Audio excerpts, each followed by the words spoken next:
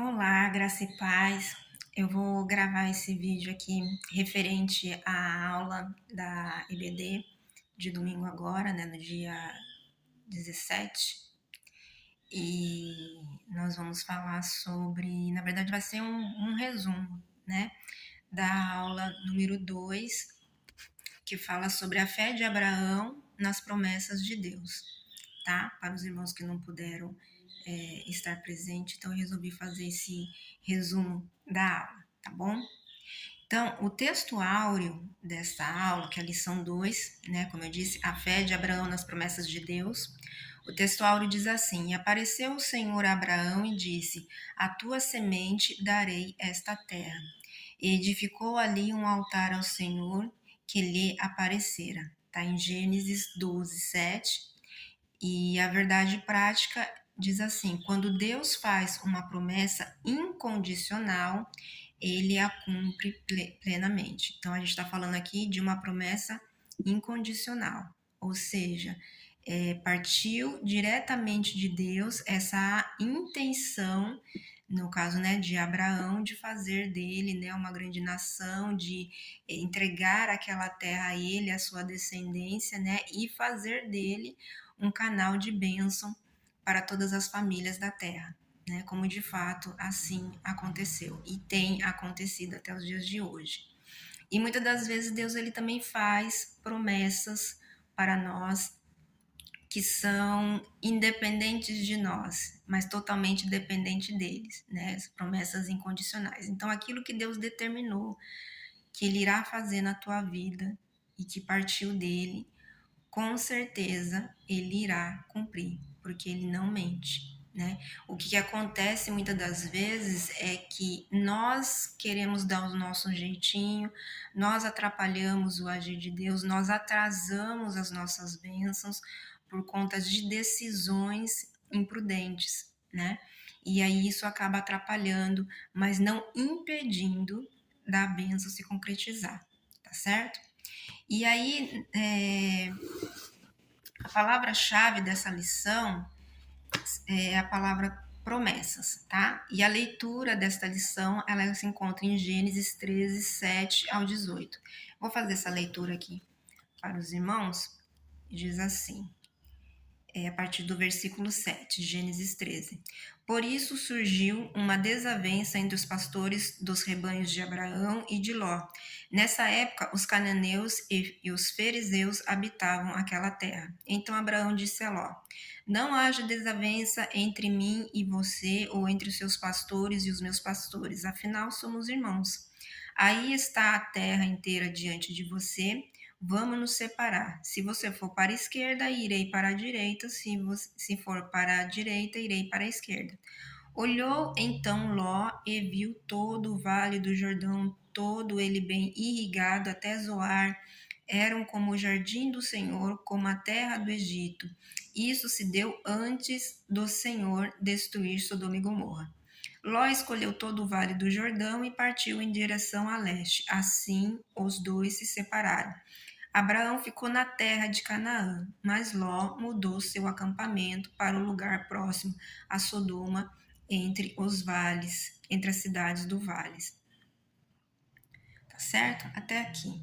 Deixa eu ver, até 18 diz assim: Ora, os homens de Sodoma eram extremamente perversos e pecadores contra o Senhor. Então, Abraão, né, o primeiro tópico aqui, né, Abraão volta do Egito para Canaã. Aí tem a contenda entre os pastores e a separação de Abraão e a escolha que cada um fez, né?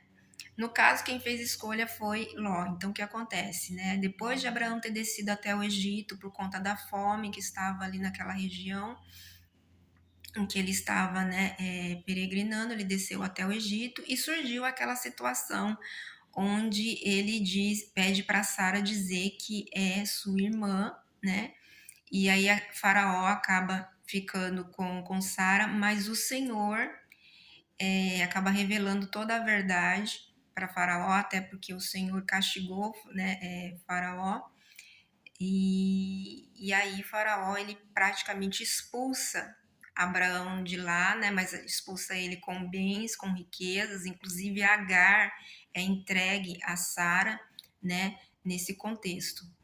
E aí eles voltam, né, para a terra de Canaã, e o que acontece? Há uma desavença entre os pastores de Ló e de Abraão. A desavença não foi inicialmente contra Ló e Abraão, eles estavam bem. Foram entre os pastores por conta de não ter espaço para todo aquele gado, para toda a riqueza de ambos, né? Então eles se separam e ali naquela situação, Abraão ele dá essa escolha a Ló, porque veja bem, Abraão estava fora do que Deus havia ordenado para ele. Deus tinha dito: sai da tua terra e da tua parentela. Ló quis ir junto e Abraão permitiu. Abraão não falou: não, Ló, isso é só entre eu e Deus, fica aí, ou você parte para outro lugar. Mas Abraão aceitou que Ló fosse com ele. Então, assim, quando Deus ele pede algo para você, não adianta você fazer meio certo. Para Deus não existe meio certo. Meio certo é errado. Ou você faz exatamente como o Senhor ordenou, ou você vai fazer errado. Então, esse erro precisava ser consertado. E ali foi Deus também criando, permitindo essa situação para que essa falha fosse consertada. Tanto que mais à frente a gente vê que Deus volta a falar com Abraão sobre a promessa depois que ele se afasta de Ló, né? Que depois que Ló vai embora. Então, assim, existem muitas circunstâncias na nossa vida que nós saímos da direção da promessa do Senhor e aí o Senhor ele vai permitir circunstâncias para que a gente volte para o centro da vontade dele, para aquilo que ele ordenou, para aquilo que ele planejou, tá certo? Então, né, Abraão dá aquela sugestão a Ló, até porque Abraão não tinha escolha, Abraão ele tinha que agir de acordo com a direção, de acordo com a instrução que Deus dava, né? Mas Ló ele poderia sim ter essa opção. Então Ló ele escolhe a terra da região, né, lá do Jordão, próximo à cidade de Sodoma e também de Gomorra. Porém, qual foi o erro de Ló? Ló, ele não orou ao Senhor, ele não pediu a orientação do Senhor de qual seria o melhor caminho, o melhor lugar para ele habitar, né? Mas esse erro que Ló cometeu, Abraão também cometeu.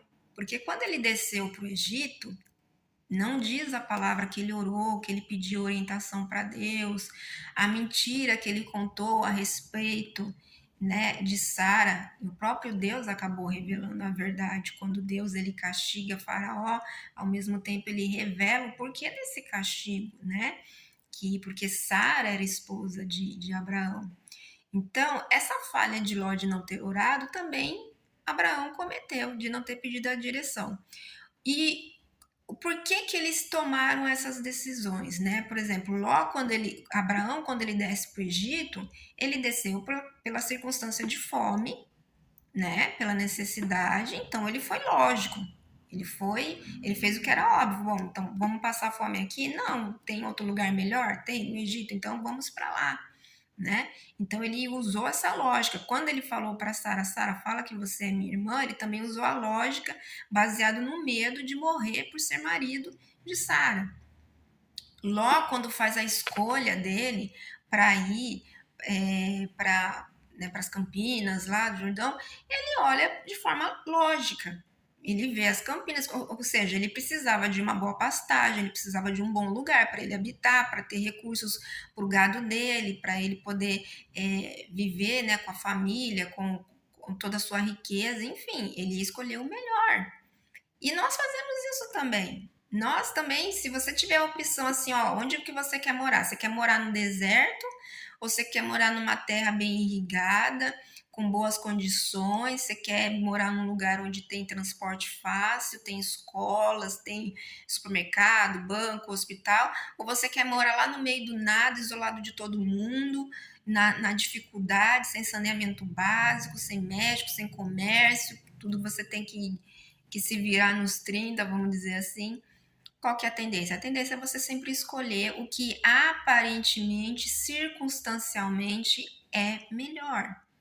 Nós fazemos isso também, né? Então não adianta falar assim, ah, é porque Ló ficou olhando para as riquezas, ficou olhando para as campinas, ficou. Gente, nós fazemos isso também. Nós vamos usar a lógica, o que, que é melhor, né? Mas o problema não é você simplesmente escolher o que é melhor, né, aos olhos, porque a palavra do Senhor diz que há caminhos que aos nossos olhos parecem bons, mas o final deles pode até nos levar à morte. Então, qual que foi a falha ali de Ló, né? E também de Abraão, que a gente não fala da questão de Abraão quando foi para o Egito, né? Mas houve, se você parar para pensar, houve ali uma falha de falta de oração também, que ele foi baseado pela circunstância. Porque quando você lê mais à frente uma situação que Isaac passou, né? Da região lá que estava também com fome, Deus falou para ele: fica aí que eu vou te prosperar onde ninguém prospera. Você tá entendendo? Então Deus ele não depende de circunstâncias. A gente olha para as circunstâncias na hora de tomar nossas decisões, mas Deus ele independe de circunstâncias para cumprir aquilo que ele nos prometeu. E aí Ló falhou nisso. Ele poderia sim ter orado, ter falado: Senhor, me dá a direção de qual é o melhor lugar para eu ficar, o que é mais seguro, o que vai ser melhor para mim, e ele não fez, né? E infelizmente ele acabou sofrendo a consequência. Assim como Abraão, apesar do Senhor ter guardado, ele ter protegido ele, mas ele teve um certo atraso, porque o tempo que ele ficou lá no Egito, né? Apesar de que teve fome e tudo, mas esse tempo que ele ficou lá no Egito, se Deus não tivesse feito nada, ele ficaria mais tempo lá e Sara afastada dele. E não era esse o propósito de Deus. Como é que Deus ia cumprir a promessa dele com Sara vivendo como uma das mulheres, uma das concubinas de Faraó? Né? Ia sair totalmente fora dos planos de Deus. Então Deus ele traz Sara de volta para Abraão e tira Abraão daquele lugar, porque aquele lugar não era para ele, né?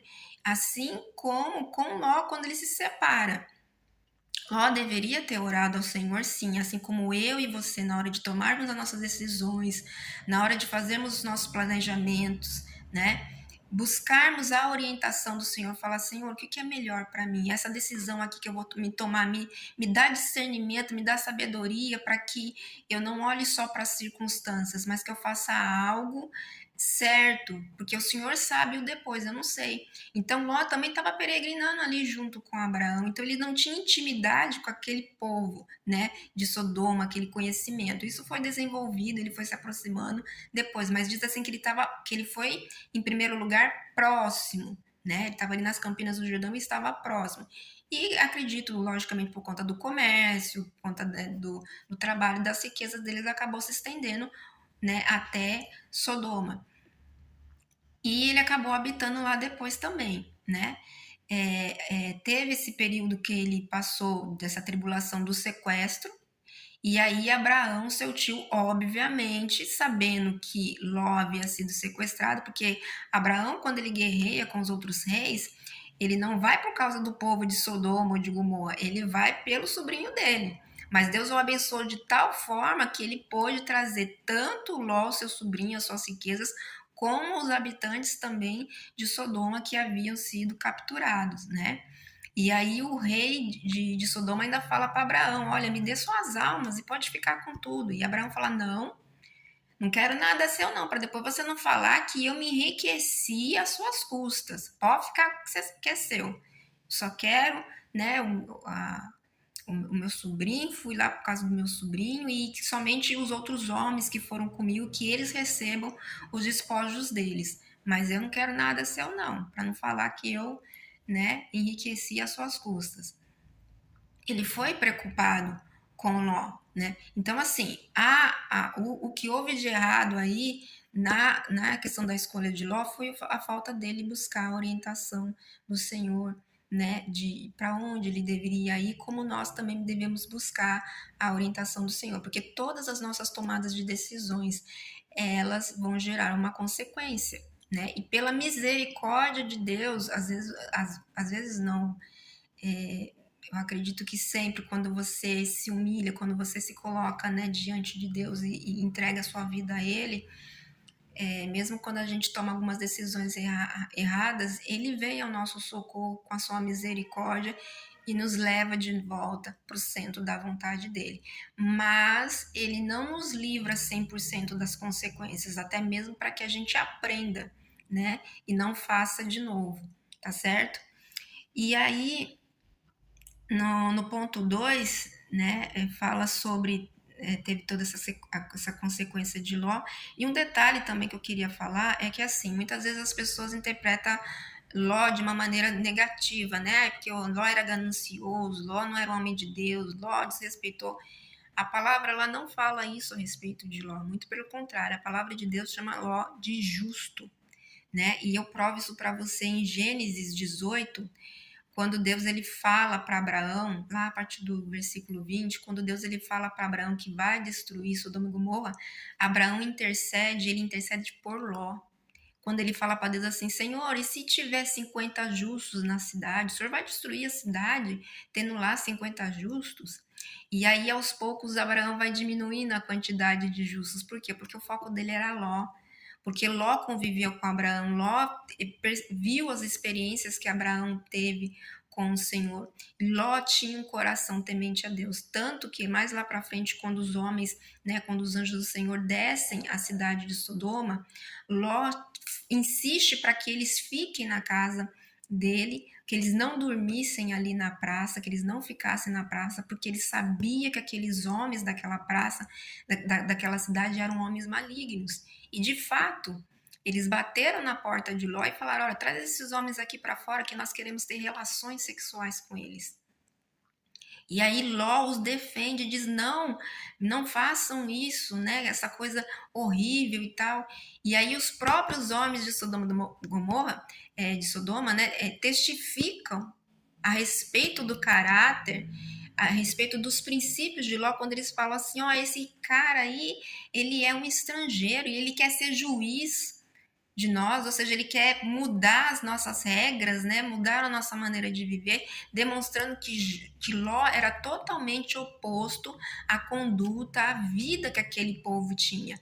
E lá em 2 Pedro, no capítulo 2, também fala de Ló. Eu quero até fazer essa leitura com vocês a respeito de Ló. Vou pegar aqui, ó. Deixa eu colocar aqui rapidinho para vocês. 2 Pedro, segunda carta de Pedro, no capítulo 2, tá? Eu vou colocar aqui na versão NVI, diz assim, lá no versículo 6, segunda carta de Pedro, capítulo 2, deixa eu achar aqui, versículo 6.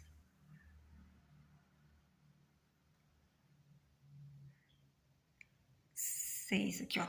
Também condenou as cidades de Sodoma e Gomorra, reduzindo as cinzas, tornando-as exemplo do que acontecer aos ímpios. Mas livrou Ló, olha como diz, homem justo, que se afligia com o procedimento libertino dos que não tinham princípios morais, pois vivendo entre eles todos os dias aquele justo se atormentava em sua alma justa por causa das maldades que via e ouvia. Vemos, portanto, que o Senhor sabe livrar os piedosos da provação e manter em castigo os ímpios para o dia de juízo. Tá certo? Então, essa interpretação de que Ló era um homem perverso, um homem interesseiro, isso e aquilo, não está de acordo com a palavra aí, porque a gente vê que a índole de Ló e de Jó também, né? Mas nós estamos falando de Ló, sobrinho de Abraão, não era uma pessoa de má caráter, não era uma pessoa de má índole. Aí você vai falar assim, mas vive, ele teve filhos com as filhas deles. As filhas deles, infelizmente, estavam contaminadas já pela cultura daquela cidade, né, de Sodoma e Gomorra, inclusive estavam noivas dos príncipes, né, daquela cidade. Porém, até nisso a gente vê o caráter de Ló, porque a palavra deixa claro que as filhas tiveram que embebedar o pai para manter relações com ele. Porque de forma alguma Ló, estando sóbrio, cometeria incesto. E as filhas dele sabiam disso. As filhas dele sabiam que ele preferia morrer sem descendência do que cometer tal pecado. entendeu? Então a gente tem que ler com calma, prestar atenção, não fazer interpretações, julgamentos precipitados a respeito do caráter de Ló, tá certo? Mas continuando aqui, né? Falam a revista ela fala das consequências, né, nas nossas escolhas, e aí na parte 3 ela fala sobre os altares que Abraão construiu ao Senhor, né? O primeiro altar que ele construiu ao Senhor nessa peregrinação dele foi em Siquém, quando Deus ele faz a promessa, né, a Abraão, e aí ele levanta esse altar em adoração e gratidão. Olha só que interessante. Abraão levanta um altar e agradece e adora o Senhor por algo que ele ainda não tinha. E nós temos que aprender a fazer isso. Levantar ao Senhor um altar de gratidão por aquilo que ele já tem nos prometido, porque isso também é uma demonstração de fé. Quando você agradece por aquilo que ainda não se manifestou no mundo material, mas você agradece, você tem um comportamento de gratidão, você está dizendo ao Senhor e a todos à sua volta: eu creio que o Senhor é fiel para cumprir tudo aquilo que ele prometeu. Eu creio tanto que já estou agradecendo. E aí também ele levanta um altar em Betel, né, que significa casa de Deus, um altar em adoração ao Senhor, e ali revela o quanto é importante, né? Quando a gente fala de casa, é um lugar onde você habita, né? Não é um lugar onde você vai de vez em quando, é um lugar onde você habita. A importância de estar na presença do Senhor constantemente, todos os dias, desenvolver essa intimidade, esse relacionamento com o Senhor. Então ali ele levanta um altar de adoração, um altar onde ele busca, onde ele invoca a presença do Senhor. E nós precisamos disso todos os dias invocar a presença do Senhor nas nossas vidas, para que a gente tenha ânimo, para que a gente tenha forças para cumprir a vontade do Senhor e vivenciar tudo aquilo que ele nos prometeu. Nós temos que estar perto do Pai para ouvir as orientações dele. Então, se a gente não tem o hábito de buscar, de estar na presença do Senhor, como é que eu vou receber as orientações de cada coisa que eu preciso fazer e qual é o novo passo que eu tenho que dar? Receber as orientações, as instruções do Senhor. Então, eu preciso estar na casa dele, habitar aonde a presença dele está, né? Apesar de que a presença do Senhor está em nós. Então, nós temos que desenvolver essa comunhão diariamente com o Senhor. Estar invocando o nome dele para a nossa vida, né, no nosso dia a dia, nos relacionarmos de forma verdadeira com o Senhor e não com uma forma assim superficial e religiosa, né? Depois ele também levantou um altar em Hebrom, né? E Hebrom fala de união. É importante nós termos união com nossos irmãos, mas mais importante é nós termos essa comunhão com Deus, porque é no nosso momento de intimidade com Deus que ele se revela para nós, que nós o conhecemos, né? Esse momento, principalmente relacionado às promessas que ele tem para mim. Uma coisa que eu falei na aula presencial é que existem coisas que Deus ele vai falar para você que ninguém vai acreditar. Mas não importa, os outros não precisam crer, mas você precisa crer, porque a promessa é para você. Então, nesse momento de comunhão, de intimidade, a sua fé, a sua convicção, ela vai sendo desenvolvida, ela vai sendo aprimorada, ela vai sendo fortalecida. E aí você vai conhecendo o Senhor também. A palavra do Senhor diz, né? Se não me engano, acho que Paulo ou Tiago, não lembro. Eles falam, né? Conhecei e prosseguir em conhecer ao Senhor. Sempre tem algo a mais de Deus para ser revelado para a minha vida, para a sua vida. Então é muito importante esse momento de intimidade com o Senhor, intimidade particular, você e Deus, né? Você tem comunhão com os irmãos. Eu tô vivendo em comunhão com os meus irmãos, estou interagindo. Mas e como é que está o seu momento, o seu particular com Deus? Porque é nesse particular que você é fortalecido. Nesse particular que as suas forças são renovadas. E Abraão, ele foi desenvolvendo isso. Gratidão, adoração, né? Desenvolveu ali essa intimidade de conhecer quem é Deus para ele chegar nesse quarto altar, que é o altar do sacrifício, o altar de Moriá, onde ele entrega está disposto a entregar Isaac no altar. E é interessante que quando ele vai, ele diz para os moços, né? Olha, nós subiremos, nós vamos ali adorar o Senhor e voltaremos. Ele tem certeza que ele vai voltar. Essa convicção, ela foi desenvolvida, ela foi amadurecida, ela foi fortalecida. Por quê? Porque ele tinha esses momentos com o Senhor e nós precisamos disso para que a nossa fé ela venha crescer cada vez mais. É como quando Jesus ele fala do grão de mostarda, né? O reino dos céus é semelhante ao grão de mostarda. Ele não está enfatizando só o tamanho. Ah, você pode ter só uma fé pitiquinha que tá tudo bem. Não. Ele fala como, no sentido de desenvolver a sua fé, tanto que ele explica, né? O grão de mostarda, ele vai, cai na terra, ele é semeado, e aí ele se desenvolve, ele cresce. Mesmo ele sendo pequenininho, ele fica tão grande a ponto dos pássaros conseguirem fazer ninho, e faz sombra ainda. Para um pássaro fazer um ninho, ele tem que ter estabilidade, ele tem que ter segurança. Então, quando fala assim de poder fazer um ninho, um lugar onde ele pode depositar aquilo que é mais precioso, que são os ovos dele, que são os filhotes dele, que ele pode repousar ali.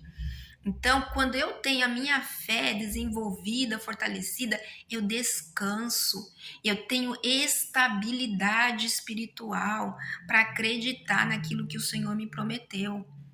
Quando a minha fé é desenvolvida, né? Quando a gente fala ali da sombra dessa árvore, eu consigo descansar, porque a sombra ela traz essa sensação, né? De refrigério, de frescor, de descanso. Então, quando Jesus ele fala do grão de mostarda, ele não está falando para você se contentar em ficar com a sua fé pitiquinha, não. Ele fala de desenvolver. E Abraão, ele fez isso, ele foi desenvolvendo conforme ele foi andando com Deus, conforme ele foi tendo experiências com Deus, ele pôde fazer algo que aos nossos olhos parece irracional, mas que ele estava disposto, tanto que o anjo bradou, disse, não faça isso, ele estava disposto a fazer. Mas ele estava disposto a fazer porque a fé dele estava tão amadurecida, estava tão fortalecida, estava tão desenvolvida a ponto dele sabia que Deus é fiel para cumprir. E o interessante também é o comportamento de Isaac. Isaac podia ter corrido, mas Isaac era filho da promessa. Talvez ele deve ter pensado, isso digo eu, tá? Não tá na palavra. Ele deve ter pensado, peraí, eu sou o filho da promessa. Eu nasci de uma mulher estéril. E o Senhor prometeu para o meu pai, a descendência dele, que daria toda essa terra. Então, peraí, vou ficar aqui, vou ver o que vai acontecer, né? Ele podia ter corrido. Ele não era um bebezinho. Tanto que ele ajudou a levar, né, a lenha lá na construção do altar.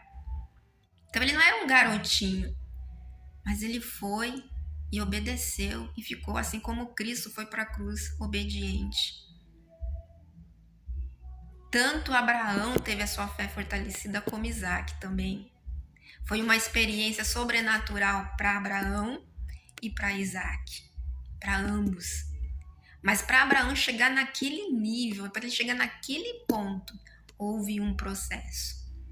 Então, assim, para que a gente tenha essa confiança, essa firmeza em tudo aquilo que o Senhor nos prometeu, nós temos que desenvolver essa comunhão, temos que ser grato, temos que buscar do Senhor direção para tudo que nós iremos fazer, para que a gente também não atrase o processo da concretização da bênção do Senhor sobre as nossas vidas, porque Ele é fiel para cumprir. E se a bênção é incondicional, ele vai fazer. Só que muitas das vezes, nossas decisões, pela aparência, pelas circunstâncias, pelo medo, nos faz regredir ou paralisar o processo. E aí Deus, pela sua infinita misericórdia, e que bom que podemos contar com a infinita misericórdia do Senhor, Ele vem e nos resgata, nos traz de volta para o centro da vontade dEle. Porque o cumprimento da promessa de Deus, para que ela seja cumprida na nossa vida, nós precisamos estar no centro da vontade dele. E ele vai nos trazer para o centro da vontade dele. Mas quanto é bom quando nós já obedecemos de primeira, já fazemos tudo certinho, já buscamos a orientação, né? Buscamos ali a presença dele para para estar de acordo com aquilo que Ele tem para nós, tá certo? Então essa lição ela fala, né, sobre a fidelidade de Deus, mas sobre também a importância na tomada de decisões que nós temos, na nossa confiança, desenvolver essa confiança e essa intimidade com o Senhor. Se Deus ele tem uma promessa incondicional na tua vida, creia que Ele irá cumprir. Mas para que essa promessa ela se cumpra, é necessário também que você faça a sua parte de obedecer. E não é obedecer do seu jeito, é obedecer de acordo com aquilo que o Senhor determinou para você. Tá bom? Espero que essa palavra tenha edificado a sua vida, como edificou a minha, e creio que edificou das pessoas que estavam lá no presencial. Deus abençoe vocês. Um ótimo dia.